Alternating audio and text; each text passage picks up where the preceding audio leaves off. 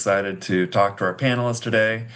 Um, I think that one of the big questions and one of the challenges of building any company is how do you get the capital to make that company successful? And so today we'll get to dive in to that conversation. So today with me is Anna DeTurt at Gloucester Ventures.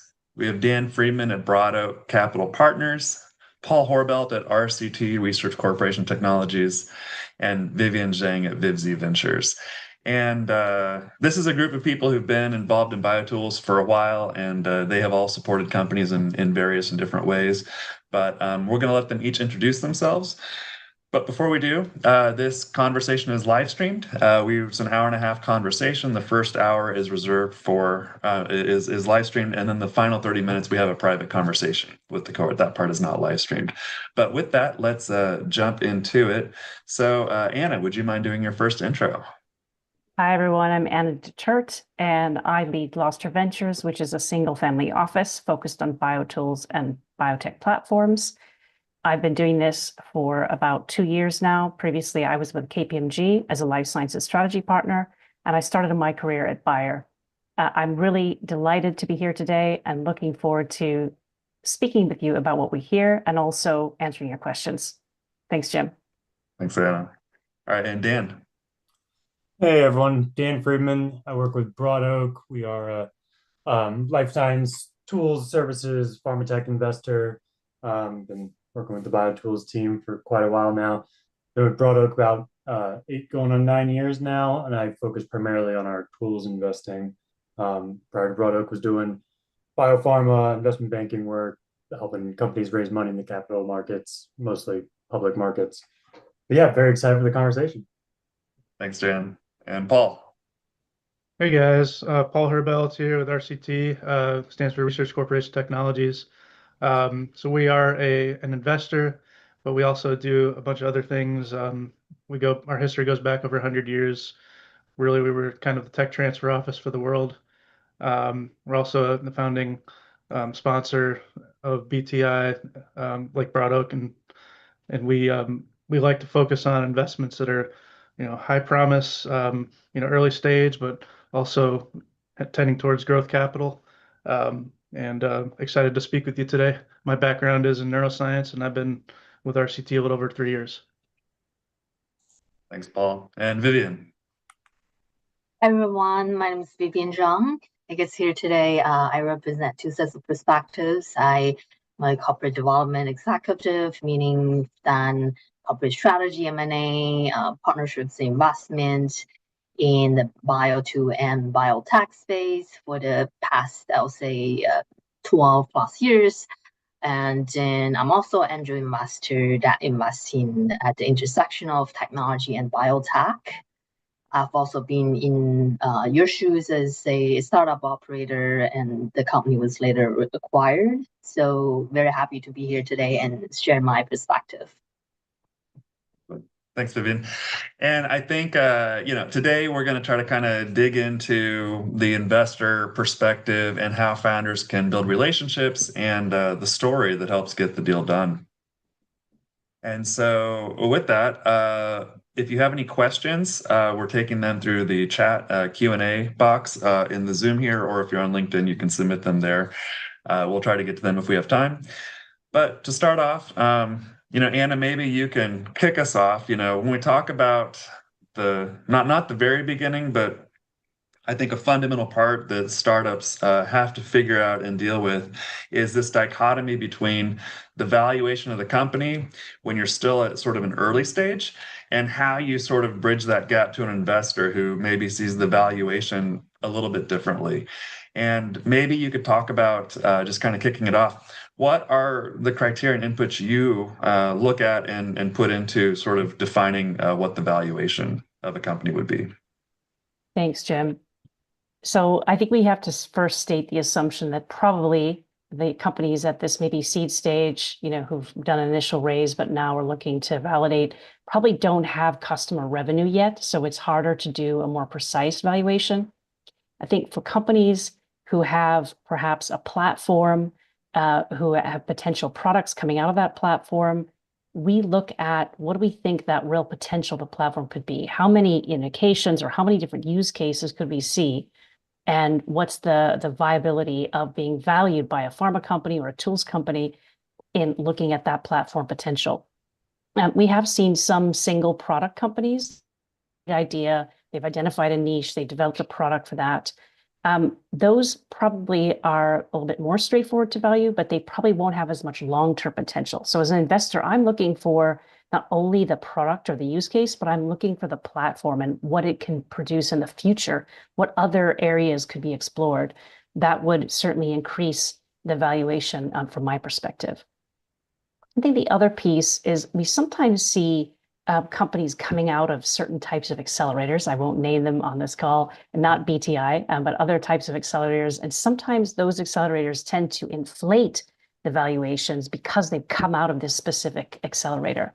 And as an investor, sometimes that can be a bit off-putting because just because you graduated from a specific accelerator doesn't necessarily increase your valuation. It should really be on the merits of the platform and the product. So that's something to watch out for, is really high valuations, like more than 20 million for a tools company, which is still raising its seed stage. Equally, sometimes we see very low valuations where people have underestimated the value that they bring. And that equally can be an interesting signal for an investor that perhaps the startup hasn't really understood all the potential that they bring. And they're a little bit not as confident about what they have to bring. So I think either kind of over or underestimating the value can be a challenge for investors and something that we watch out for.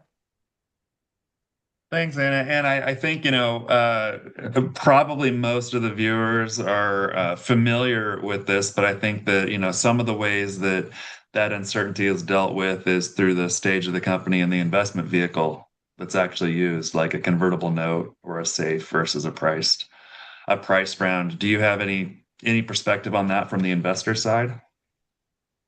So certainly, for earlier investors, safes are preferred because it means that, we can agree a discount or valuation cap. And in a sense, we're protected a bit as investors until there's an equity round. If someone decides to actually do a convertible loan note, that's equally interesting. But I've noticed that those have kind of gone away as a popular vehicle, unless there is a potential for a larger deal in play. And so there's a confidence around the convertible loan note that it will convert. And that can be appealing to investors if they know that you're working on a partnership and you're about to land that in the next, say, 6 to 9 months. But on the price round, that definitely sends a very strong message that there is real confidence that this platform or this product is going to proceed to the next funding round.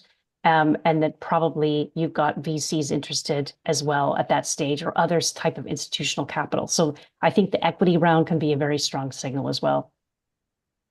Thanks, Anna. Dan, from the investor side, how do you think about valuation strategy, and maybe what are the inflection points of a company that kind of matter to you in that analysis?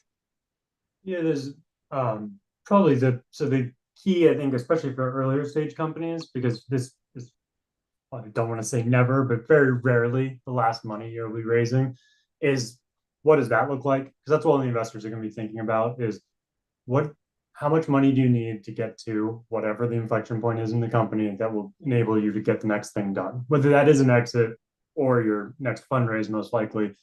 And then the investor will have a view on how much capital that takes and what happens if you do or don't hit it. But that's the way they'll think about at least the near term. But I also want to pull on the valuation thread that Anna was hitting on, because I think this is one of the areas that at least I frequently see a disconnect between entrepreneurs or early investors and later stage investors. And it's that higher valuations are not necessarily better to raise money at. And you've got to realize as an entrepreneur that when you're taking money from somebody, they are underwriting to a return. And that return, the earlier you get, the higher they're going to be expecting. And even in the later stages, they're underwriting to 3x or 5x returns. That means you're signing up for a plan that requires certain levels of exit. And you start to push up there. I mean, the median exits in our space are in the 100 to 125 range at the high end for VCs. So you just got to start working backwards from that math. And when you hear somebody's raising money at $100 million, that might be that they're signing up for an extremely risky plan. But yeah, in the shorter term, it's all about the inflection point that you're fundraising to. Thanks, Dan. Paul, anything to add?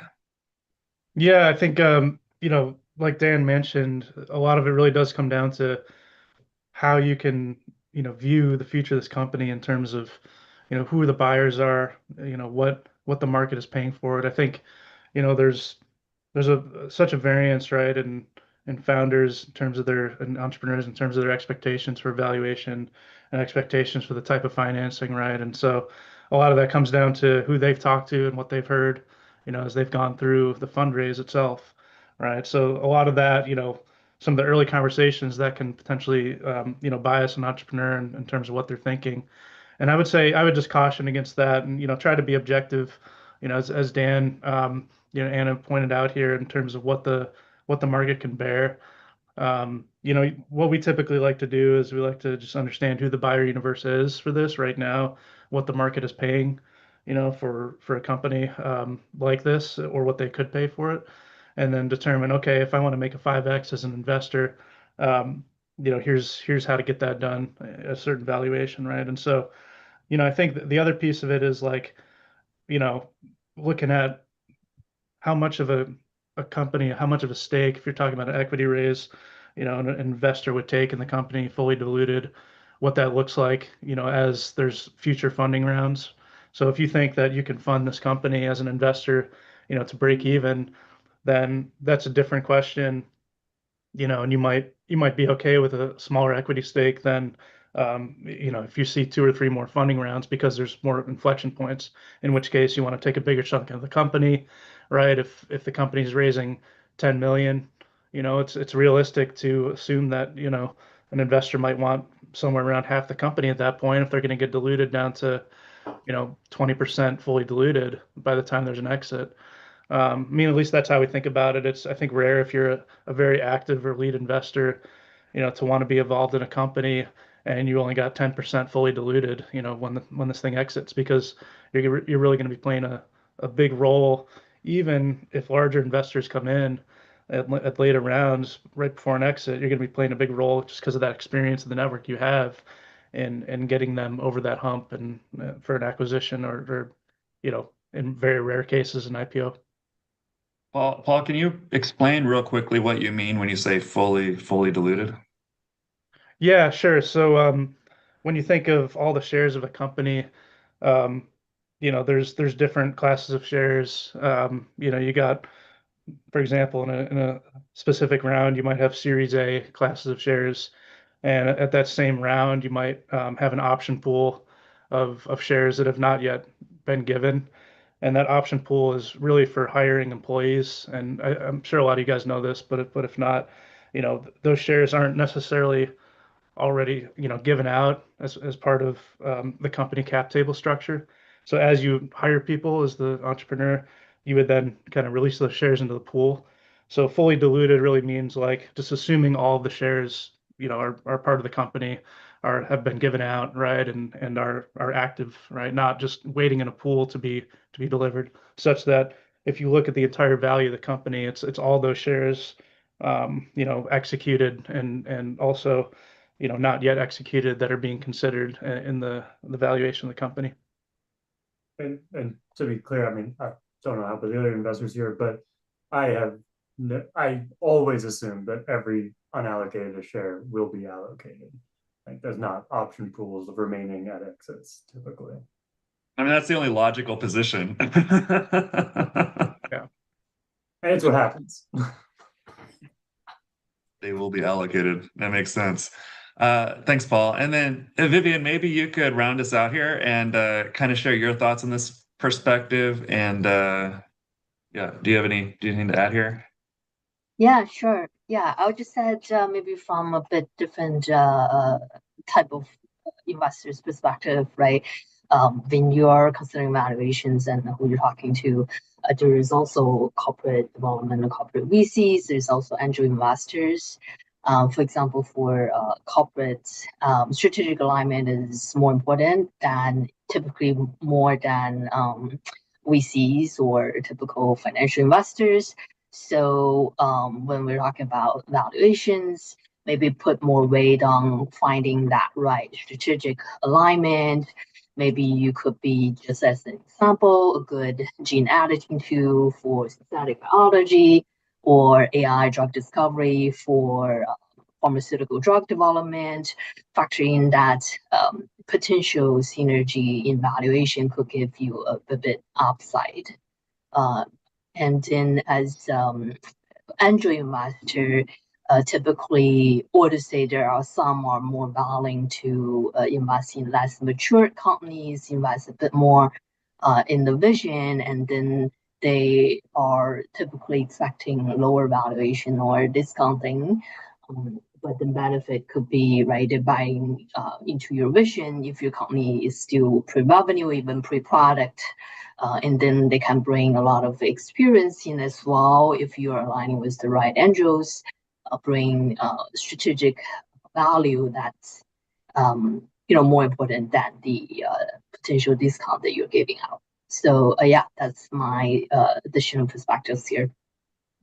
Thanks, Vivian. On the CVC side of things, the corporate venture, are there any things that the entrepreneur should keep in mind or in consideration in terms of like how that relationship would or could be different than a traditional VC? Yeah, for sure. I think there are also roughly, I would say, two types of corporate investment teams. One is the corporate development team that's embedded in the company. They could be looking for different type of deals, M&A, strategic partnership, BD&L, and investment. So I would say in this case, they care a lot more about, again, the strategic interaction alignment. So one thing is, right, the valuation is not just financially based, and another thing is you may also consider to position this as collaboration and future exit potential to engage with these type of investors.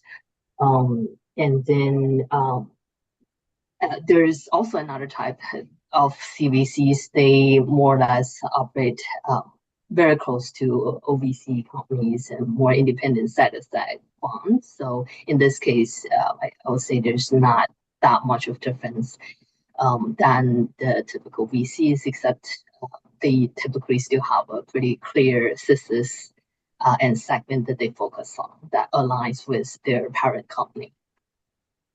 And just one more question there. Is there potentially strategic risks or considerations that the entrepreneur should keep in mind? I mean, if you take a CVC from one company, could that impact or influence who would be at the table for a future M&A activity or anything like that to kind of keep in mind as you're looking at these opportunities? Yeah, I would say that is definitely a factor to consider. I think depending on your company's proposition, if let's say if the company is a potential customer type, I think that's typically fine, right? You can have multiple customers, and then they may consider to acquire you as a sort of adjacent strategic alignment. If you are maybe a important tool provider that's enabling factor that could help with the corporations, they may consider to do M&A. But I would say the deals is never certain, or to say, at least in my experience, 20 deals, only one or two works out. So, and even if you're taking early stage investment, that's far from, considering who is acquired, maybe just make it a little bit harder for a direct head-to-head competitor.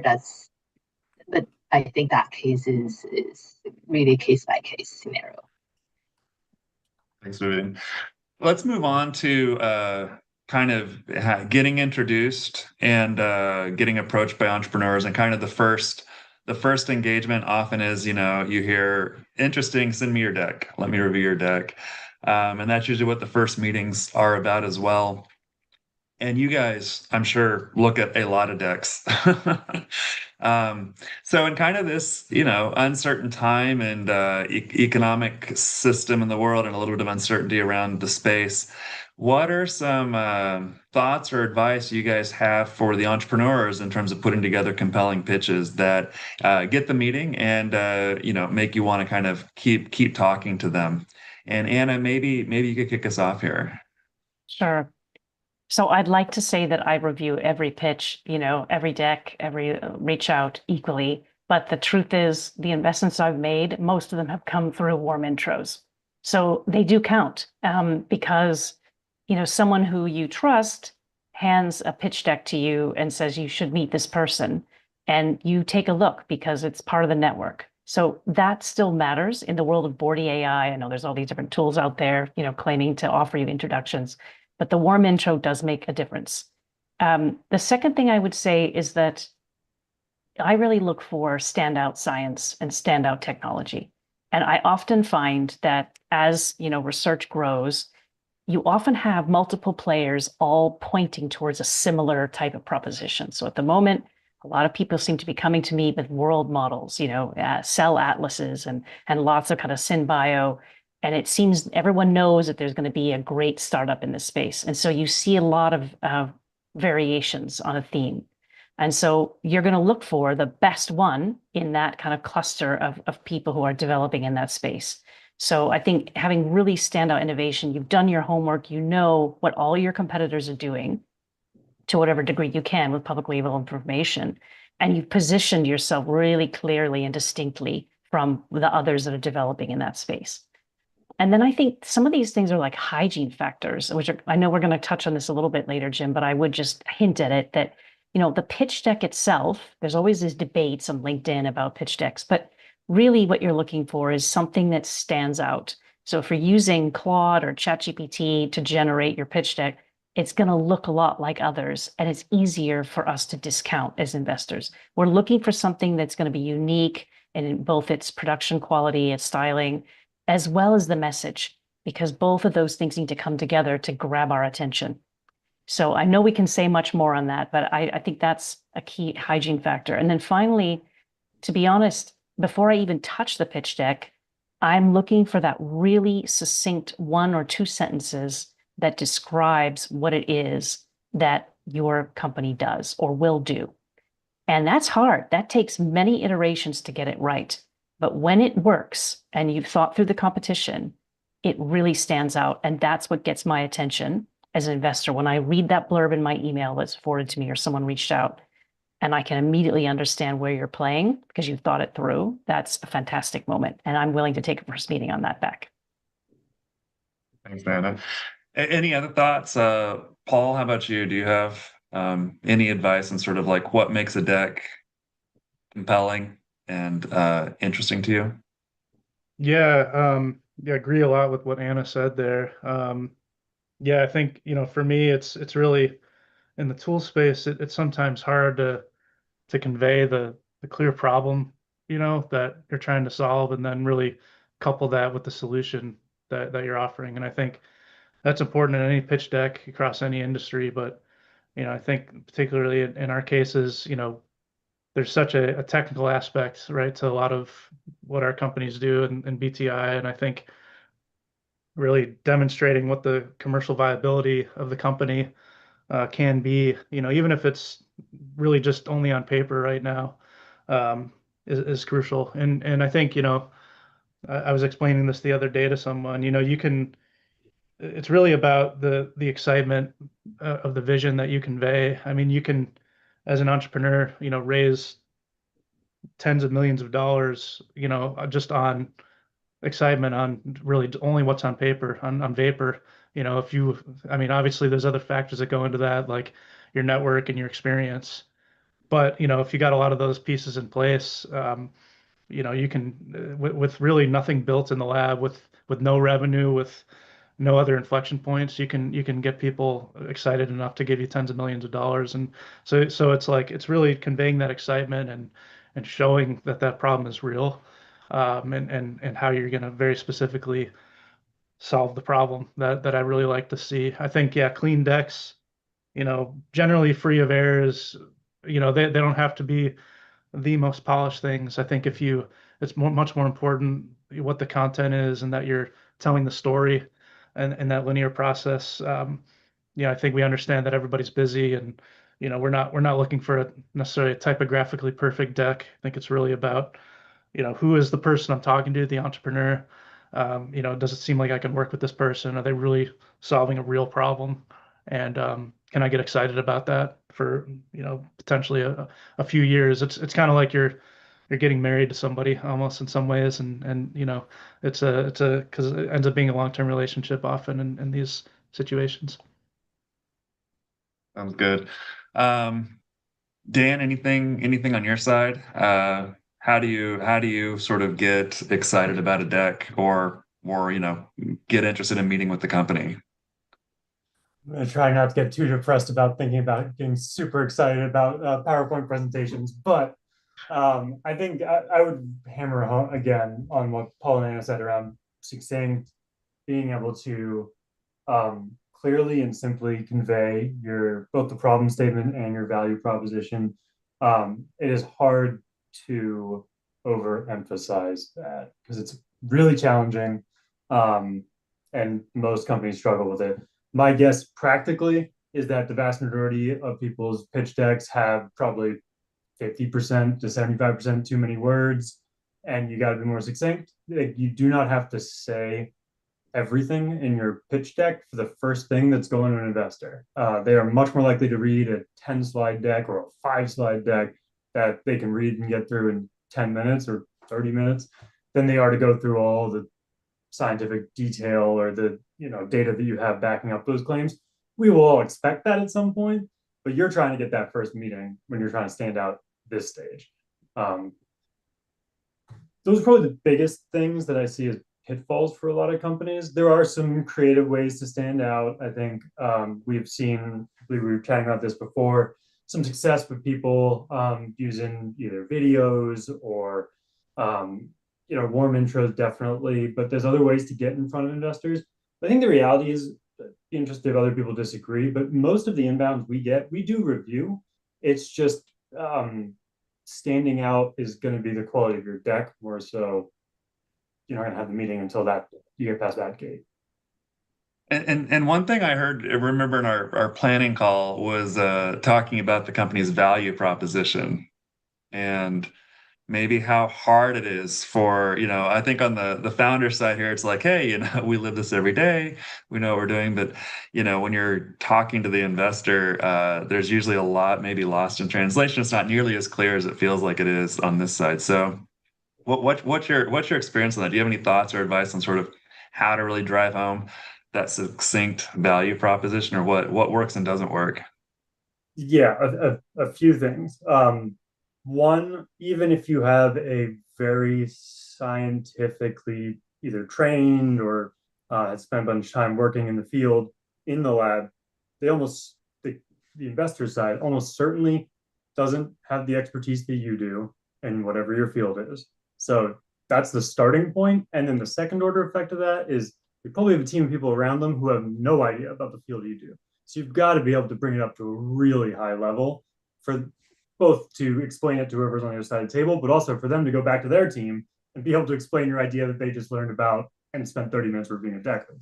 And so if you think about, I was thinking about our portfolio companies, this, and a lot of the time it is go to almost the highest order of make a field easier, make this type of assay simpler to run, make it like these or make these data points something that are accessible. Like it's going all the way up, and then you've got to align that with a problem statement. Today it is difficult to do Y, and my solution makes it easier because of X, right? And it's two sentences that you could tell your cousin who has never known anything about our field.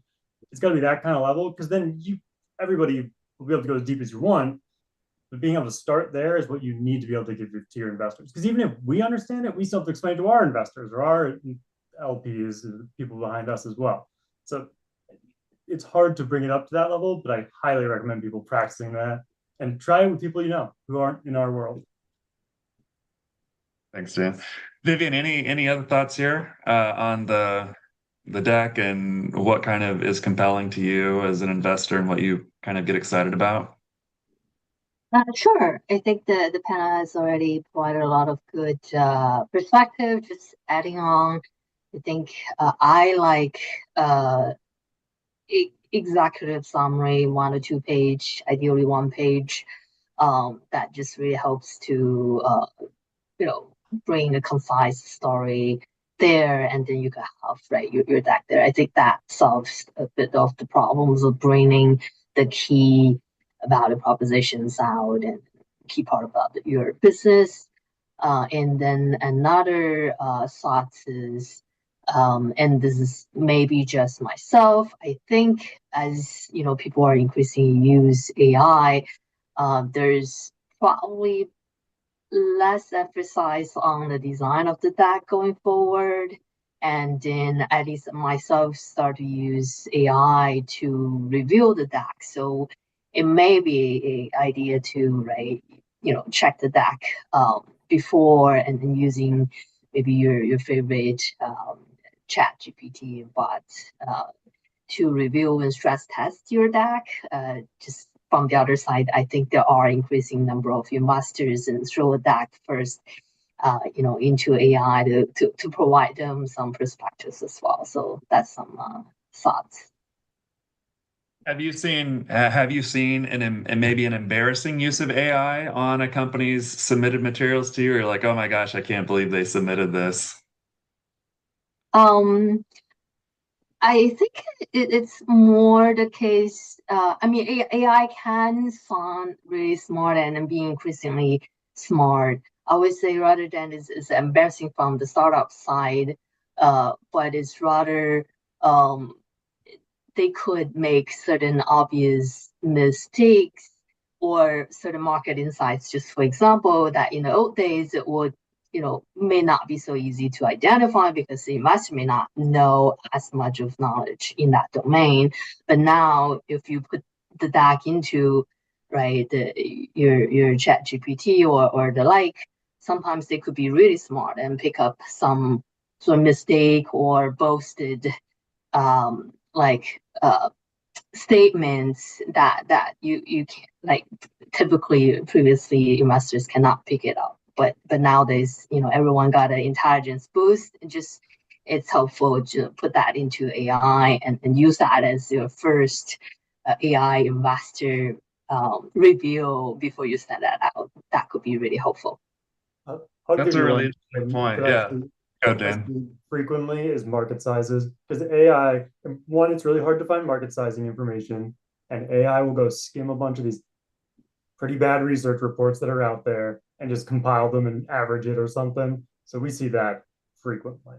And it's clearly some sort of AI scrape.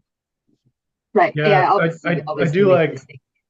I do like how easily they can create Claude can create a bottoms up model though. So related to that, like Claude can in 5 minutes spit out a model where you can adjust the inputs, and that's probably much better and saves you a ton of time. And then you can just because yeah, like Dan's pointing out, some of this top down stuff is just like who knows where it comes from. And then if you got the bottoms up model, you can justify that to your investors. And so that's probably a winning strategy for market Interesting. I'll sizing. just make one final point on this, Jim. I'll just give an example. So I sent a pitch deck from a great company, by the way, that I think I'm going to invest in. I sent it to another investor, and they said their pitch deck looks Claudish. That was the feedback. And it somehow had devalued a little bit, the amazing storyline they had. And so I think you want to avoid being seen that you just outsourced it to AI to create your deck for you. To Vivian's point, I think it's more valuable to have created a storyline and figured out what the content should be, and then use AI to give you feedback and to polish and make it better. Maybe we'll get to that place where they can do the whole pitch deck for you. I'm sure that's coming. But today, you don't want to appear Claudish or ChatGPT-ish, when you send out your deck. It's so interesting. It's a dichotomy because you want an efficient company that's able to use these tools. Obviously, they're there, but then you don't want it too much. But I'd like to turn on you guys real quick too. So what ways are you internally using AI today to sort of evaluate companies and make decisions? Are you, is it handling certain parts of your analysis or diligence or anything like that? Paul?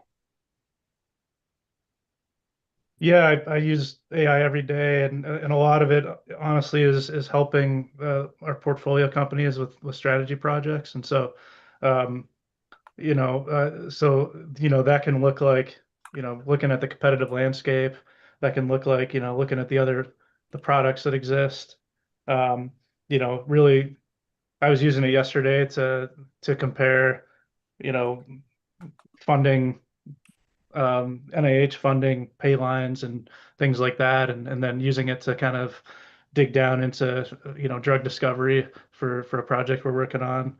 I've used it to kind of understand how certain drugs are formulated and what the IP landscape looks like for that. And really it's, it comes down to like setting up the queries right and continuing to drill down, because otherwise, the AI is going to run one way or the other in the seesaw, and your job is to keep them balanced and understand.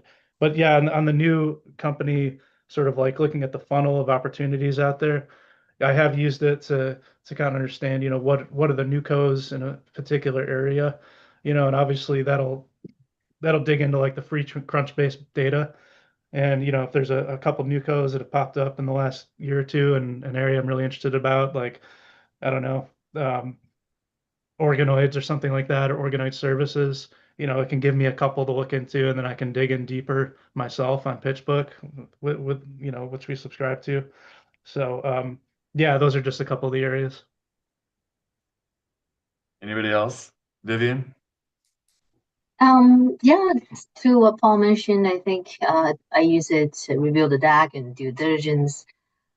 Sometimes I think it could help with a certain legal term before you need to go talk to the lawyer teams. And it could really help.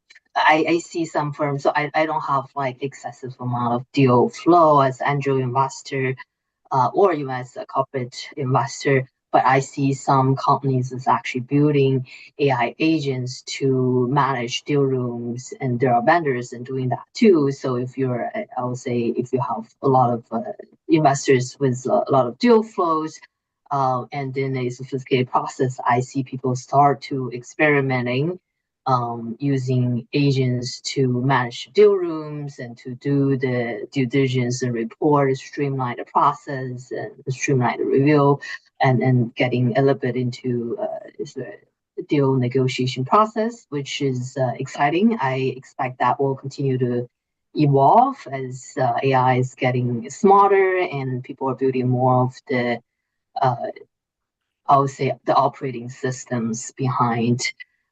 So yeah, it's definitely exciting involvement, evolution out there.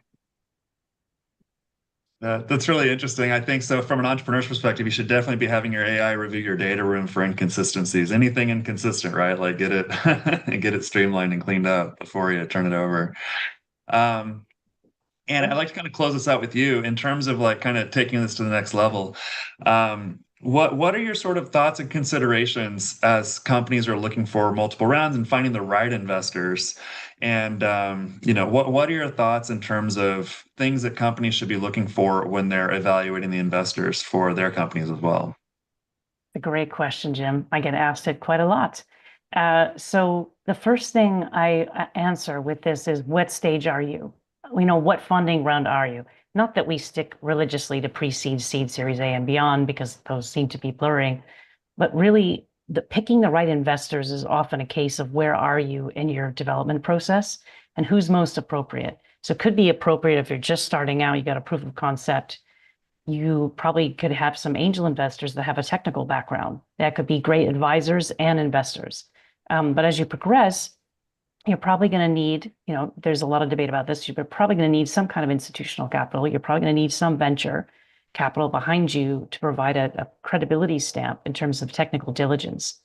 And eventually, you're going to need investors who can really help you scale and get to that exit. And so if those initial VCs are not the right ones to take you through, you're going to have to find, much either larger VCs, you're going to have to find a foundation or a large family office that's going to really sponsor you to scale a business to exit.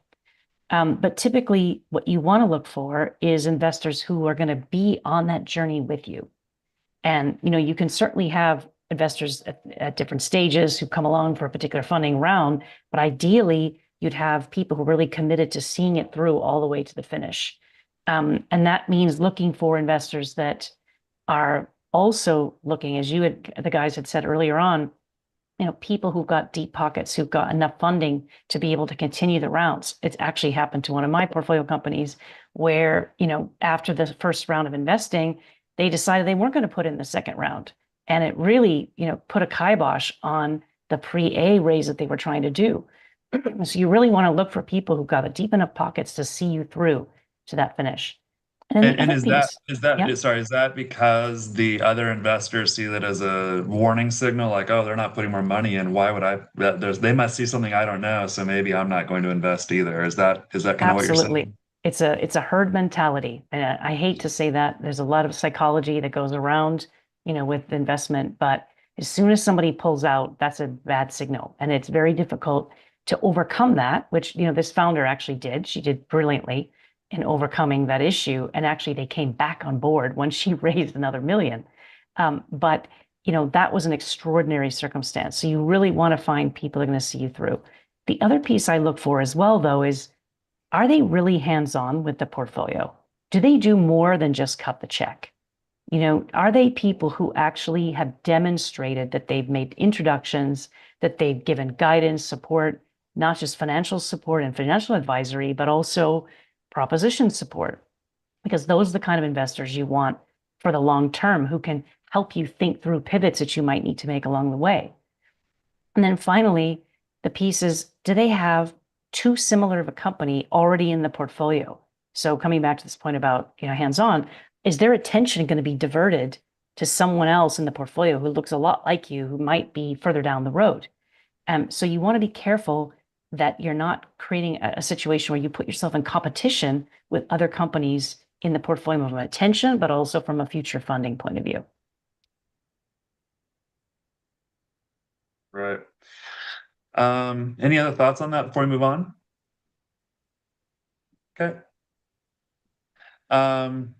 Paul, I've got a question for you here, and it kind of moves into the next section. But when you're trying to convey excitement for the investment, and I think, I've seen, we have a lot of, well, to be honest, we have a lot of technical and academic founders in our program.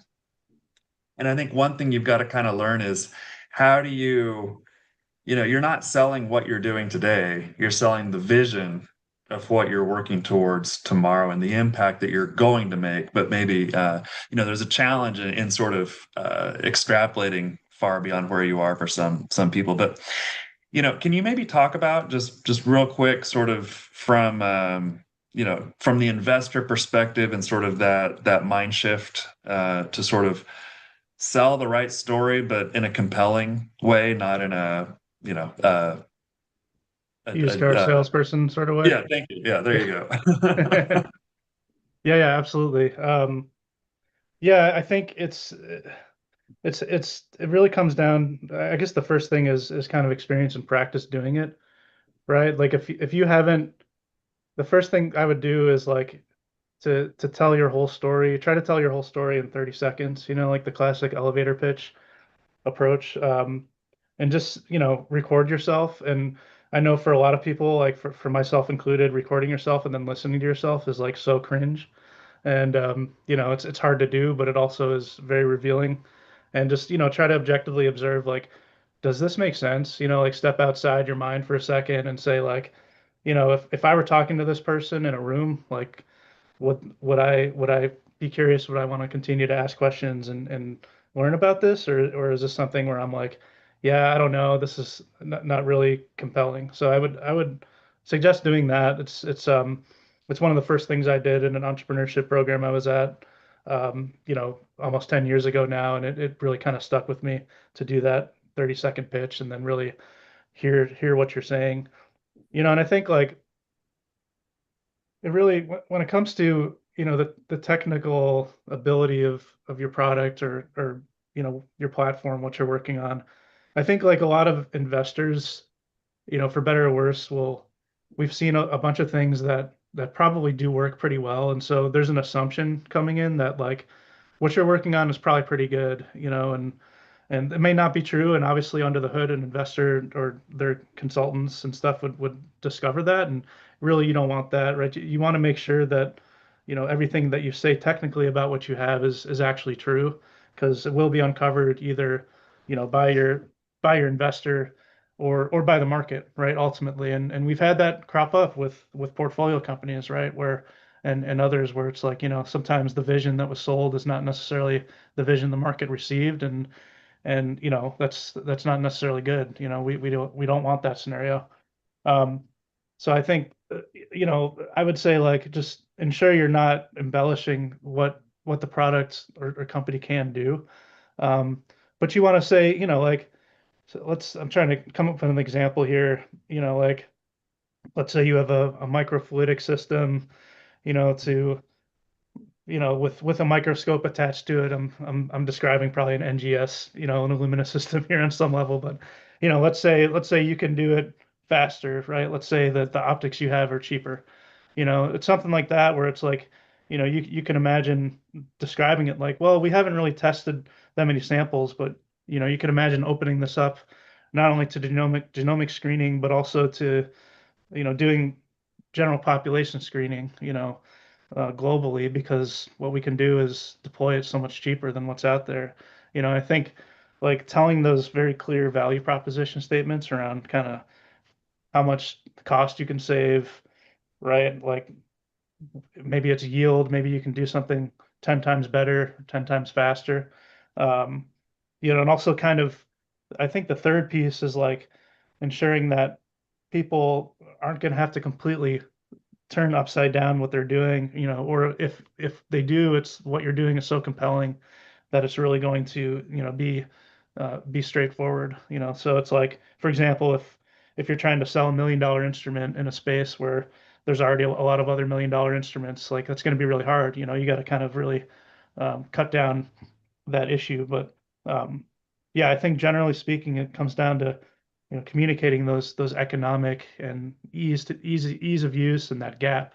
I think, like, maybe the final thing I'll end on is, like, if you've talked to KOLs or people in the space where, potential customers where they've highlighted a gap and a need, you can describe that in the conversation. Say, yeah, I was talking to this professor, and they said if I had a way to, to mesoscale assessment of mouse brains in 10 seconds, like our technology could do, they really would want that. And we can't do it yet. We haven't built it, but we really know we can get there for XYZ reasons. um, and having that testimonial in place as you talk to people really kind of convinces them. Thanks, Paul. Uh, any other thoughts, or we can move on? Okay. All right, let's talk about non-dilutive funding, the stuff that doesn't impact your cap table, but does add value into the company. And Dan, I'd like to start with you here, because one of the questions we were kind of discussing in the pre-session was, when you get a grant, an SBIR, or a European equivalent, there's definitely, that's definitely value into the company. How does an investor view that through their valuation lens with the companies that they're working with? So, I think it can be value in the company. The key question, so no investor is buying the historicals, right? We all use past information to try and be a predictor of future outcomes, but what we really care about is the future. And so when we look at things like grants, the question is going to be, what were you able to build out of that grant, or what were you able to develop, or how were you able to push your technology, or what is going to be the impact as you're commercializing this product, as you're going to market, as you're thinking about the future of the company. And that is really where if you don't have great answers for that question, then you got to give some thought to it, because the otherwise grants can be a distraction for companies, especially if you start to stack them up and doing a lot of them. On the other hand, we have plenty of companies in our portfolio that we've seen who've been extremely successful in developing what go on to become very uh, commercially successful products, starting with grant funding. And on the face of it, grant funding is a non-dilutive source of funding that can help companies get a long way. but I just caution companies in terms of when you're talking about it with investors, you always want to be tying it back to what, how does that help the business be a business more so than just the outcome of that grant? And it kind of relates to that, maybe a more practical thing too. I frequently see companies telling us how they've raised tons of money through grant financing. It's all non-dilutive, and that's great, but that doesn't necessarily mean you did anything that's going to help you be commercially successful or that's going to help you do whatever the next target for your product or company is. So you really need to tie those messages together. Just having raised and spent a bunch of money, at a certain point, it becomes a flag of concern. So just be thinking about that because that's the way I would come to it when looking at those projects. Yeah, it's very interesting. So you gotta not just say we've gotten this money, this is the value. It's really like tying what's been done to the value that you'd actually buy, I guess, is what the Yeah, there's a lot of grant projects out there which were really cool one-time experiments that I'm glad somebody did, but it doesn't mean that it ties to anything that the company will be able to use into the future or on their commercial fronts, or even frankly for the next grant. Who knows? Thanks, Dan. Vivian, you had a story, I think, on you've kind of seen this too for grants that have come in and how companies can use that money for de-risking certain activities. Would you mind sharing that? Yeah, I would say, well, like first in general, I think if I think the key is the grant, and then what comes out of it is relevant to the business. And I'll share like maybe a quick example and really high level companies, right, using the grant to develop protein engineering type of capabilities and use that grant to test on right certain molecules that they can design. And in this case, they could also own the IP of the platform, and then they use this to build collaborations and with pharmaceutical companies to apply this to right developing a certain drug. Obviously, that's very valuable to be able to have fundings to help to create value and create the IP for the company, just as a quick example.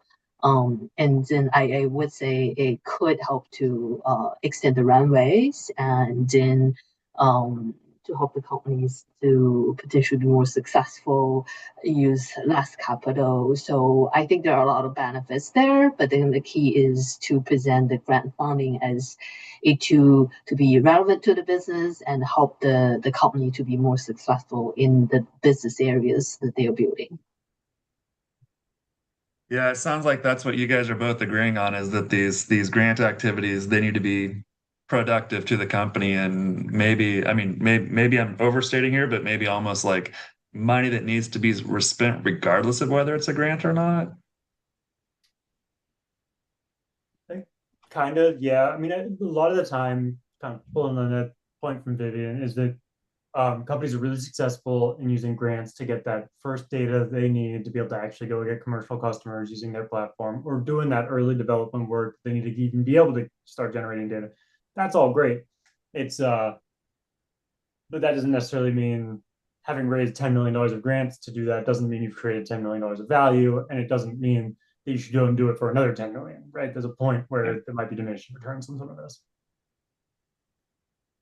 Anna, you've seen a lot of companies too, and I think you had kind of a perspective from more of the accelerator model with these grants and awards and competitions. What are your thoughts on that? Yes, so I have seen some companies overdose on accelerators. So, like an accelerator a year type of thing. And, I think eventually it looks like you haven't quite graduated, into being a fully fledged company. So you need to be careful about signing up for too many of them. Also, it might look like you're trying to compensate for not having raised proper capital to do the work. And instead you're staying in incubation mode maybe too long. So I think that's something to watch out for. And I agree with what's been said about the grants too. I mean, there's two watch outs for me on over granting, if you like. I have seen some companies who they never actually develop a business model. They never had to really feel the pain of commercialization and the trial and error that comes from that. And part of that could be that the grant is written in a way and it was accepted that it's a very narrow application of whatever platform you have. So in effect, you lose some freedom to commercialize in the way that's actually going to create a customer base for you. So it could be preventative. I mean, I love the US government, but you may not want them forever as your only customer. I'm sure there are business models that work that way, but most startups we meet in the BioTools space need to find corporate customers in some way. So that's the watch out for me as well on the grant pieces. It can constrict your ability to really come up with a winning business model that's going to get you more funding in the end anyway. You reminded me of a quick story.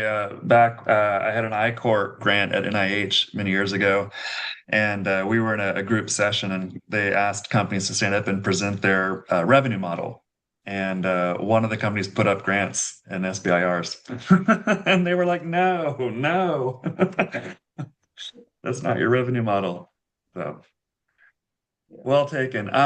Well, we have just a few minutes left before we close out this first part of the session, and I think I'd like to kind of just go around and kind of go back to either your first sort of interactions with a founder or maybe with the pitch deck or both. But maybe share what's one thing that makes you lean in and want to learn more immediately in these interactions, and one thing that makes you go the opposite way and just kind of want to pass. So love to hear your thoughts on this, and we can probably start with you, Dan. Well, I'll take probably the harder one of those, which is the cold outreach version of what makes me want to learn more, what makes me probably lean away. Not to keep having the dead horse, but if I can again get the message really quickly, that goes a long way because you start to put people in boxes, you start to think about where's that fit, how can you map it onto the world. I think also beyond obviously a warm intro or somebody recommending you talk to a company, there's still just a keep it simple in sort of your outreach. We again read most of these. We get inbounds to our website all the time, and I review them all. But if you keep it simple, so it doesn't turn into I don't have 2 hours to review most of these. So if you've got an email that already takes me 20 minutes to read, plus a deck that's 45 pages long, it ain't happening. But I think on the positive side of the ways to stand out is make it very clear that there's a big problem or there's a problem and you have a solution, and just tie that together really quickly. Put in your email as well, but make it a 2-liner or 3-liner or something, and then have a deck that's easy to consume on your cold outreach stuff. And I know we're short on time, but I do want to ask Dan, when you read these decks and you're kind of going through them, do you feel like you have a grasp generally of the market and the industry of each of the decks you're reading at, or do you often have to go sort of do your own maybe additional diligence and research as you're kind of like, oh, well, this is for a different part of the market that I may not know as well? Oh, I'm always doing that. That's actually one of the places I use AI a bunch for, is like help me work out where this is, and then it's a good, useful research partner because it can, I'll go identify the 5 papers that were the biggest ones in the last 5 years in this space, or that are relevant for this company. And that's how you start to map it out. I think most of the time we have, at least investors that have been doing it a while, we'll start to map it pretty quickly. But our space is so complex that the subsector you work in almost certainly is something I know nothing about. And maybe I know 3 orders of magnitude higher than that, but how useful is that? All right, we got to wrap it up. But Vivian, what are your thoughts? Things that make you want to learn more. Yeah, I would say warm intro is always great. If it's introduced by someone who I trust, I could just use much less time for the initial due diligence, and as well as if it's aligned with my ethos. I particularly focus on a certain type of companies. One thing that I would pass, I mean, there's too many things that you can also go wrong, but I would say recently one thing could be there's some companies pitching about agentic AI companies and being, the world first. And I see model companies and pitching that. And I understand 6 months ago, there may not be such business model out there, but I hear 3 pitch of similar companies Wake in the recent months. So unless that you're pretty sure you're world first and don't say you're world first. All right. Thanks, Vivian. Deanna. Sorry, did you say Anna? I did. Yeah. Oh, You're up. sorry. So though, tell you what, it's a surprising thing, which is I look for an interesting blend of co-founders, because often if you have a really deep science co-founder and you have a commercial, more kind of business savvy co-founder, that often results in great science, and also they would have done some early testing with corporates, pharma's tools, diagnostics, whatever it may be. And I think that is a winning combination for BioTools. I see it again and again. So that makes me lean in when I meet two quality people bringing different expertise to the table, then I'm willing to listen. The thing that makes me pass, again, coming back to Dan's point, is when you get this wafty proposition and you can't quite figure out what it is that they are doing, or they give you a page that has 5 different things and they say, we're kind of exploring these 5 different things. That is a big no-no for me, because it means that we're not able to lock into what is the problem we're solving, what is the solution. All right. Thanks, Anna. And Paul, wrap us up. Bring us home. Great. Yeah, not too much to add. You guys really nailed it pretty well. Yeah, I would just say seeing the short bullet points of, here's what we do, or well, here's the problem, here's what we do, and here's what the market is, as opposed to kind of long paragraphs in an email, I think is key if it's, either a cold outreach or an intro. I think two is, really following up like with an investor. We're all busy, and doing it in such a way where you're kind of, you want to be a little bit annoying, and follow up and get on their radar. You might feel like you're annoying if you're normally shy, but I would say getting on their radar and continuing the conversation with them is important. Yeah, and maybe kind of the third thing is if you're in person with them, just really seeking out that genuine connection and genuine conversation with them, and being curious about what they're doing, and really kind of how you could help, open up either their market, what they're working on, or really fit well with their own investment portfolio and profile. Thanks, Paul. And we didn't really touch on it too much, but I think you wrapped it up really well there, which is at the end of the day, this is all about relationships, building relationships, getting to know people. And I think that's what it's all about. So that's a little bit over time here, but thank you. Thank you for your time here. We'll stop the live stream and move into the private portion. So don't go anywhere.